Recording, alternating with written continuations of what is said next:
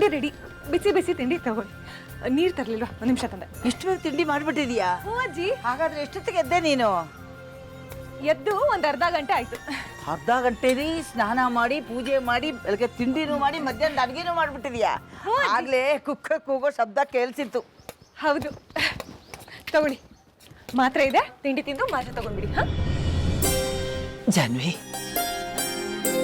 ಬೆಳಗ್ಗೆಯಿಂದ ಸಂಜೆವರೆಗೂ ಆಚೆ ದುಡಿಯೋದು ಅಲ್ಲದೆ ಅದು ಸಾಲದು ಅಂತ ಮನೆಯಲ್ಲೂ ಎಷ್ಟೊಂದು ಕೆಲಸ ಮಾಡ್ತೀಯಮ್ಮ. ಆಚೆ ದುಡಿಯೋದು ಸಂಪಾದನೆಗೋಸ್ಕರ, ಇಲ್ಲಿ ನಿಮ್ ಸೇವೆ ಮಾಡೋದು ಆತ್ಮತೃಪ್ತಿಗೋಸ್ಕರ.